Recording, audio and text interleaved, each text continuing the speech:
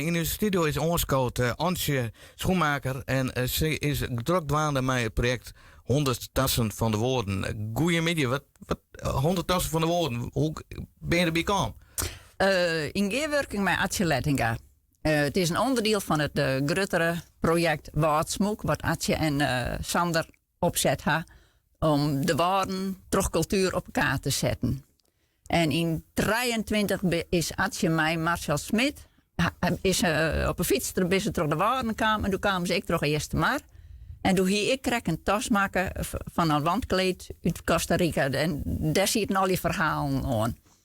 Nou, en dat heb ik daardoor ik verteld. En toen zei ze, nou, daar kennen we wel wat mee. Dan maak je weer tassen van de waarden van een project. Nou, en zij is het ontstaan. En je wilde nou 100 tassen van de woorden. Nou, dat zou wel heel mooi wezen. Of op zijn minst 100 meer mij ik. Ja. Dat is volle mogelijk. En maar 100 is, nou, je moet ergens beginnen. En nou, 100 lieken is wel een mooi getal. En hij je nou, die tas die je nou had, die is mooi. Kun je hem een beetje omschrijven voor de harker? Jawel, want ik ga daar eigenlijk ook een soort gedicht van maken. Oh, toch? Nou.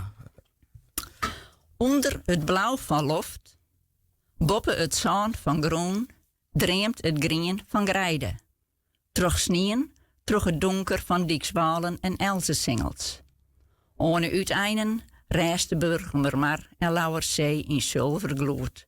Verboon terug het reet van de Aardiek.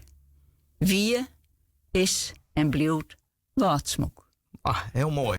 De gedicht ga je eerst maken of eerste tas? Eerste tas. En dan moest er wat een beschrijving van komen. Want ik ga hier ook 5 tassen van maken voor de crowdfunding van de Opera Arend. En toen wonen ze daar graag wat een beschrijving van haar. Toen ga ik dit maken en dat hier ik op een flapje drukken laten en in de tas naaid. Ja. En het meest nou de tassenmeidje wel.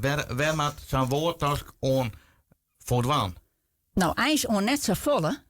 Het enigste betingst is dat de makker of makster een connectie maakt kan met de waarden. En hoe je dat invullen, ja, dat kan op zoveel verschillende manieren. Ik had het dus in de kleuren in het landschap zacht. Maar er is ook al een vrouw die had in je maken van wol, van skiep uit de waarden. Er is al een tas maken, daar zijn LP's op bevestigen van muzikanten uit de waarden. Mm-hmm. Dus iemand die had in je breiden met al die hoeskes, dus in de waarden. Ja, je kent alle kanten uit. Nieuwsgierig. Ja. En die mensen die dan de tas nou maken, wat voor leeftijd had die ongeveer? Nou, mag ik denken, ja, jong en oud kennen natuurlijk tas maken. Ja, maar graag zelfs. Ja. Maar ontnota, zit ik zelf wel wat in de grootste doelgroep, zeg maar. Dames van zekere leeftijd. Ja. Maar ik weet dat er een famke van een ierftal aangegaan is. Aha. Dus ja, het is van jong en oud. En dat zou ik zo prachtig vinden. Ja. Dat echt alle leeftijden haar hier om mij dwaan kennen. Maar je kent alleen nog een tasmeidje. Maar je ken ik mij meer aan in een taswerkje. Ja. Dus van de week heb ik een paar verzwaringshuizen wezen, dagbestedingen. Nou, dan ken je misschien ik mij z'n allen een tasmeidje. Ja. En had uiteindelijk de 100 tassen bij elkaar komen. Is er dan iets van een expositie? Of? Zeker. In het Brommelsweekend, 23 en 24 augustus, dan komen de tassen die dan kleer binnen op verschillende locaties te hangen. Dat moeten we nog even uitzieken hoe en wat, maar dan op verschillende locaties willen we ze ophangen. En de afsluiter is een expositie in Park Vijversburg. In Dietjerk werd de grootste tekken ooit lijn had met de culturele haatstad. Ja. En als Harkens nou denken van ik wil ook een tas niefelen meidje. Hoe kan ze haar aansluiten? Moet ze dan jou mailen of bellen? Nou, het blijft even mailen naar 100 tassen, dus 100 tassen. En dan @Waardsmoek, maar zonder kapjes, .frl. Oké. Dus hoeveel tassen binnen nou absoluut? Ik ga ontnota halve kleer, maar ik weet dat er wel een stuk of 30 onderwijs binnen. Nou, dus nog een stuk of 20. Komt heel nog goed. Dat mag toch slagje. Dat denk ik.